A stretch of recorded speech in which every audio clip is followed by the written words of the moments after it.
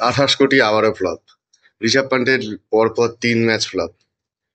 প্রত্যেকবারই এটা কিন্তু একটা ঐতিহাসিক সত্য কথা যে প্রত্যেক বছর হাইয়েস্ট পেড প্লেয়ার আইপিএল এ কিন্তু ভালো পারফর্ম করেনি। যেটা আমি অকশনের দিনকেই এটা আমি প্রেডিক্ট করেছিলাম যে ঋষভ পান্ট এবছরে ভালো পারফরমেন্স করবে না।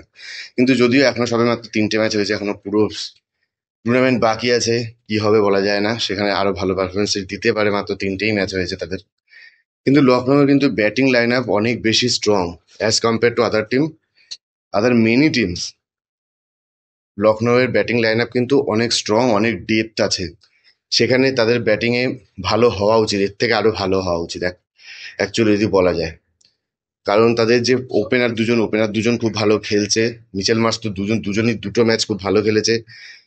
নিকোলাস পুরান কালকেও ভালো খেলেছে, দুর্দান্ত খেলেছে। নিকোলাস পুরান কিন্তু জায়গাটাকে প্রপার ইউজ করছে, প্রপার সে তার জায়গাটা সম্মান রেখেছে। নিকোলাস পুরান খুব ভালো খেলছে। তারপরে ডেভিড মিলার আছে, আয়ুষ বারনি রয়েছে, প্রত্যেক কজন ভালো প্লেয়ার, প্রত্যেকে ভালো খেলছে। তাদের বোলিংটা একটু উইক আছে, অন্য টিমের তুলনায় একটু উইক লাগছে, কিন্তু ওভারঅল টিমটা ব্যালেন্স টিম মোটামুটি।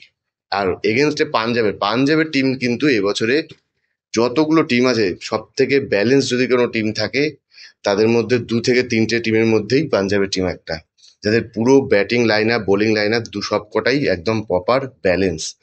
যার জন্য তাদের টিমের খেলার ধরনটা অনেক ব্যালেন্স খেলছে। তারা খুব বেশি চাপে এখনো অব্দি 2টো ম্যাচই সবে খেলেছে, যদিও এখনো তো পুরো ইয়ে বাকি, এখনই এত কিছু কথা বলা উচিত নয়।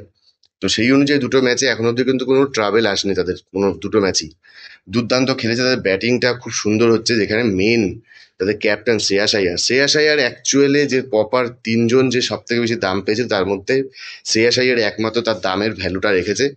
2টো ম্যাচই দুর্দান্ত খেলেছে, কোনো জায়গায় মানে কোনো রকম ট্রাভেল ফেসই হয়নি, তার উপরে কোনো প্রেশার আসেইনি, এত সুন্দর খেলেছে 2টো ম্যাচই। মানে পুরো শটগুলো পুরো ক্লিয়ার শট। অ্যাকচুয়ালি তো শ্রেয়াস আইয়ার খুব ভালো প্লেয়ার, সে ক্লাসিক্যাল প্লেয়ার, তার শটগুলো অনেক ক্লিয়ার হয়।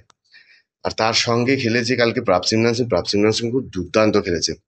মানে ভাবুন, সিমরান সিং আর শশাঙ্ক সিং এই দুজনকে পাঞ্জাব রিটেন করে রেখেছিল, বাকি পুরো টিম ছেড়ে দিয়েছিল।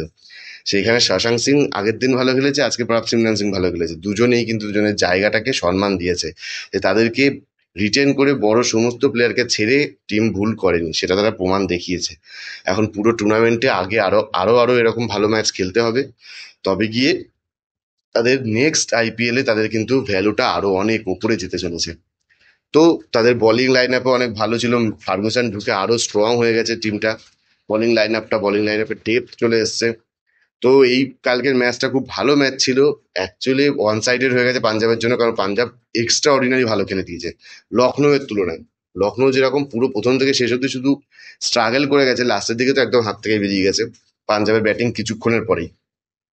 তো পাঞ্জাব কিন্তু প্রথম থেকে একদম ওদের ওপর একদম দাবদাবা বজিয়ে রেখেছিল। তো সেই রকমই ভালো খেলেছে, সেই রকমই রেজাল্ট দেখা দিয়েছে, সুন্দর খেলেছে। Performance Singh man of the match হয়েছে, খুব ভালো খেলেছে। তো এই ছিল ভিডিও। যদি কিছু বলার থাকে লাইক কমেন্ট করবেন, যদি ভালো লাগে লাইক করবেন। ধন্যবাদ।